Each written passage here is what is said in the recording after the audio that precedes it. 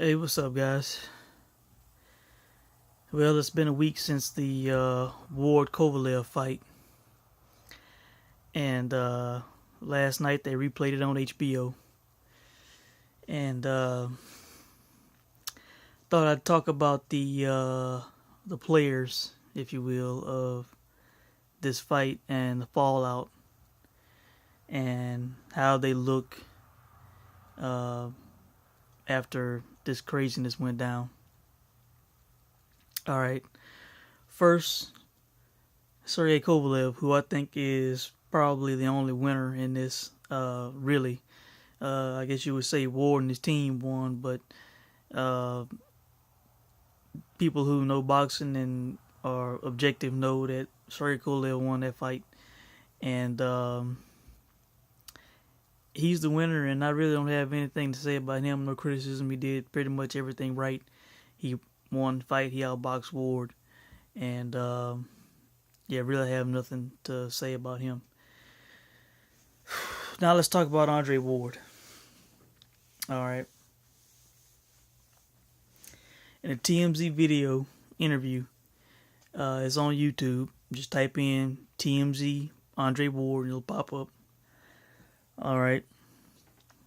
He says that he should be pound for pound number one because he won the fight. Okay. He said he won hands down. He said he took it from the champ. And he said when it comes to the rematch that he will be negotiating from a place of strength because he's the champ now. Okay. You see, it's things like that that's making me lose respect for Andre Ward. I mean, he didn't win that fight. How did he win hands down and take it from the champ when he was outlanded in the fight, he was outthrown in the fight, he was knocked down in the fight, and the other guy landed more power punches, according to the official numbers by the stats keepers, okay?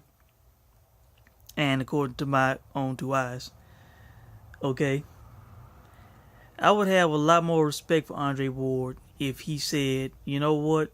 Now, we know he'll never admit that he lost the fight. You know, I can't expect him to say I didn't win the fight. Now, if he did, damn, I mean, I'd be a fan forever. I'd be like, damn, man, this dude, he just straight up honest about it. He feel like he didn't win, and he's saying he didn't win. Okay, but of course he's not gonna say that. He got too much pride. So he could say, you know what, the fight was really close. It could have went either way. I'm not happy with my performance. I'm not happy with the fact that people think it's so close. I want to do a rematch, and we're going to find out who really is the better man. If he says something along those lines, then I'd have respect for Andre Ward. But saying the stuff that he's saying now, I don't respect that. I do not respect that.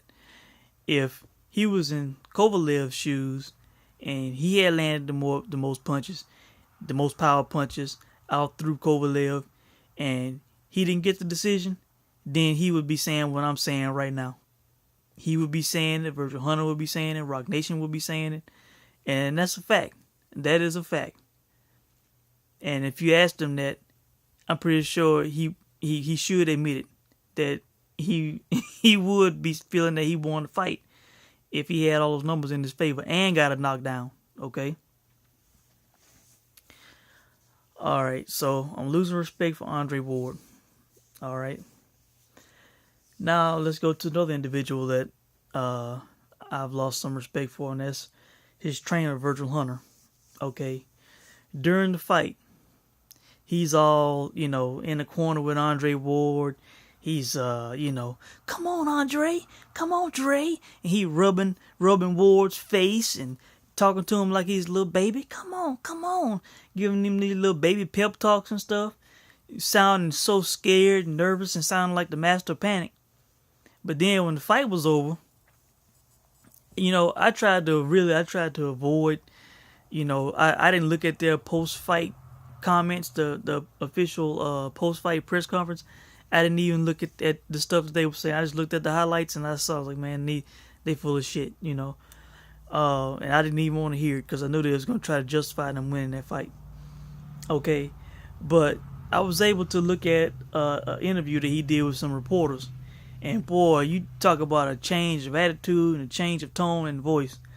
All of a sudden, he went from "Come on, Dre," and patting Andre Ward on the face, and come on," and giving him little pep talks and stuff, talk to him like he a baby, to all of a sudden, yeah, we won that fight. Yeah.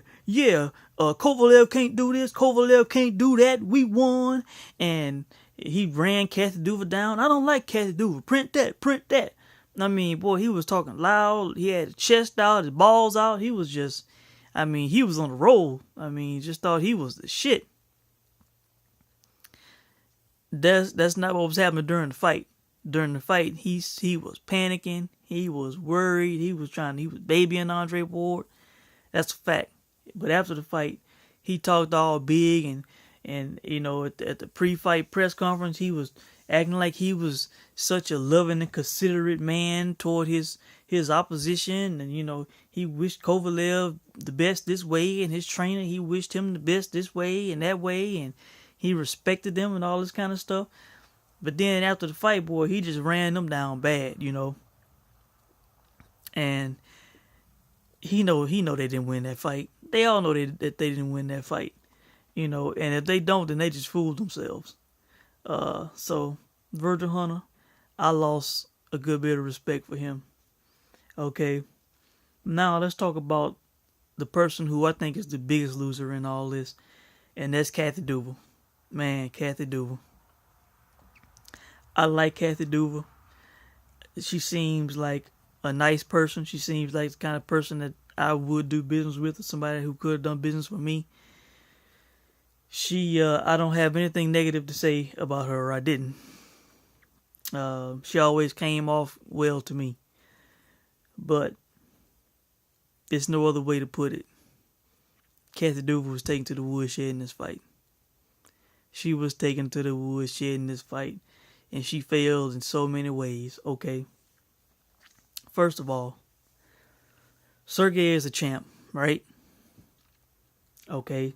They holding the cards. They the A side in the fight. It was Kovalev versus Ward. Okay. How is it that Andre Ward gets a $5 million guarantee and Kovalev gets $2 million? How does that happen? That's a $7 million pot. How is it that Ward gets $5 million of $7 million? Why couldn't it be, 3.5 and 3.5? Or if Ward had to have a line share, why couldn't it be $4 billion for Ward, 3 for Sergey? 5 and 2, that's a big difference. Now, there's two, I guess, sort of arguments that could be made as to justify why that could have been. Okay, number one is accept the terms that would make the fight happen, and looking at the long-term value of what a win over Andre Ward would have been. Okay, if that was their plan, I kind of see where they were coming from with that, because Kell Brook was going to do the same thing with Jesse Vargas. Get him to come to the UK, give him more of the money.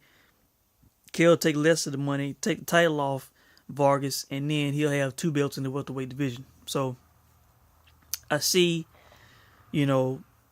why that would have been the case. But look what happened. Okay, Sergey was screwed out of a decision. Okay, and he got considerably less than what Ward got. Okay, there is no guarantees. Now, as you hear Ward saying, they got the title, so now they feel like they negotiating from a place of strength. So now, hell, they might want an even bigger split of the pot. I'm pretty sure they will. There's no doubt about it. And then Sergey gonna be on the ass end of another low payday compared to what Ward's getting. Okay. So another reason that they could try to justify, Ward getting $5 million and Kovalev getting $2 million officially is, I heard somewhere that Kovalev was getting a piece of the Russian TV money. Okay, now if it was set up to where, okay, Ward gets 5 million, and then Kovalev gets 2 billion, and then he gets all the Russian TV money, then that might be a pretty damn good deal, because the broadcast in Russia, I got a friend in Russia that told me, I asked him, you know, did they have to pay for the fight, or did it just come on regular TV? He said it just came on regular TV. So, I'm sure that's millions and millions of Russians watching that fight. They didn't have to pay for it.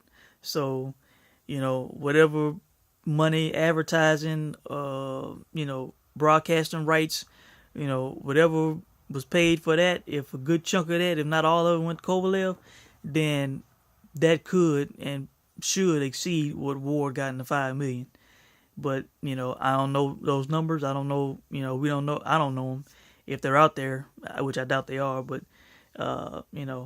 if he got better than Ward in the long run, then great. Because he deserved it. He was the champ, in my opinion. Okay. But just from the outside looking in, and the long term, broad range look of it, it looked like Kathy Duva, failed in the negotiating with the money. That's what it looks like officially with the public. So she lost in that way. Okay. She also lost by not considering, and she has admitted this, it's on YouTube, the Boxing Voice. Shout out to Nesta Gibbs. There's an interview that he uploaded a couple days ago. Just type in the Boxing Voice, Kathy Duva, Ward Kovalev, wrestling or wrestle. Kathy Duva admitted again, and she admitted it in another interview, which I can't remember who put it up on YouTube, but it was post-fight, that she was naive. She didn't consider, the 3 American judges and how that could affect Sergey, and it just did not cross her mind, because Sergey's been fighting in the United States. Sergey is living in the United States. It just did not cross her mind.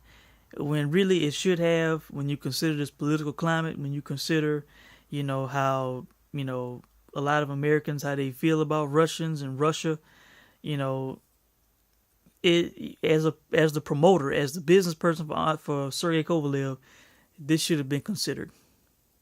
It should have been considered. She should have had all her bases covered. Okay, so she failed in that regard. Okay, she also failed in the allowing the referee that they chose. Now, some might say that you only have so much power. You can't pick the judges, you can't pick the referee. You can say who you don't want or something like that, and then the commission ultimately decides who they want. Well, if you don't like it, don't fight. You have more power than you realize. You can put your foot down. But look, you can pick who you want to pick, but if that's the person you pick and we not fighting, we not getting in the ring, and that's the bottom line. Sergey John David Jackson could have said that. His manager, I think his name is Igor Klamus, I think that's how you pronounce it. He should have stepped up. If you don't like it, man, tell Sergey, do not get in the ring. It's not happening. You just got to put your foot down. And they failed. 3 American judges. I said this in a comment on YouTube. Could you imagine if they had negotiated this fight to be in Russia, and they had 3 Russian judges and a Russian referee? Do you think Andre Ward and his team would have stepped in the ring under those terms? I don't think so. No way. No way. First off, they probably wouldn't even go to Russia, but just to have 3 Russian judges and a Russian referee? No. If you go back and look at the Triple G and Kell Brook fight, they did it right. They had a judge from Canada, and I forget what other 2 judges were from, but they weren't from Kazakhstan. They weren't from the UK. And the referee, I think he might have been French. I'm not sure. Black guy, but I think he was French. But yeah, it was right in that fight. and everything was right and fair, wasn't no shenanigans. So yeah, that's how you do it. Like I said, this was an international fight, an American against a Russian. Okay, I consider that an international fight. Okay, and the deck was stacked so high for the American. I mean, it was in America. You had American judges, you had American ref, and yeah, and Robert Byrd. I found out something about Robert Byrd that man, they should not have allowed or agreed to him being a referee for that fight. And I'm gonna do that in a separate video. I'm gonna talk about the commission and the judges and the ref in a separate video. But yeah, she failed him in that regard with the judges, the ref, and the money. Okay. So Kathy Duva, I think, is the biggest loser in this. She lost on the negotiating side with the money. She lost, putting a fighter in a position to have the deck stacked against him. The only thing it seemed like she did right was get the rematch clause. I'll tell you something else that was that I heard. Apparently, this is on the media call, which is on YouTube. I just hadn't listened to it, but I listened to Billy C. Boxing on YouTube. That's Talking Boxing, TALKIN BOXING. I think it was the show they did on Monday after the fight. I think the guy name was Dax that they were talking to, and he said that he asked Kathy Duva on the media call, why is it that when Kovalev's the champ, why is it the fight sounding like Andre Ward is the A side and Kovalev's the B side? Like Andre Ward getting the most money, Andre Ward seemed like he's the headliner in the fight. And this guy said that Kathy Duva said, and she got mad at him, but she said that she don't view things like that. She doesn't view it as being an A side and a B side. Man, I'm telling you, when I heard that, after all the other things that I just mentioned, when I heard that, I was like, wow, this is worse than I even thought. Let me tell you something. If I have somebody on my team who feels like I'm not number one, who feels like I'm not the A side, you need to feel it. You need to say it publicly, no doubt about it. You need to negotiate that way. I'm number one. I'm what matters. If you on my team and you negotiating for me, whether you my lawyer or whatever you are, if I hire you for to represent me, you can't be saying that, man. I don't think there's any. I don't think Oscar would feel that way. Mayweather definitely wouldn't feel that way. You just can't say that. You can't feel that, and that's why she was taken to the woodshed. And Kathy Duva's been around for a long time. This was bad. And really, Sergey should leave her, but I know he's not, because she gave him a shot when nobody else would, and really, she is, without a doubt, the shining star. He is the shining star in main events. He is pretty much the whole promotion at this point. So I think he really should be loyal to her, because she really is promoting him and boosting him up. She gave him a chance when nobody else would. So he's gonna be loyal to her. He's gonna stick with her, and but man, she really failed him in this fight, man. She really did, negotiating and everything. Kathy, I love you, but man, this was bad. And finally, the other loser in this was the USA. My country, we came out losers in this, because to the world, we had, like Sergey said after the fight, he is a visitor, he is a guest in the United States. He's living here. I'm not sure if he's going for citizenship. I'm pretty sure he is. I do believe his son was born in the United States, so his son is an American citizen, and I'm pretty sure that they aren't leaving. They are establishing their life in Florida. But you know, we lost. We don't look good to the world in this. You know, the way this turned out. You know,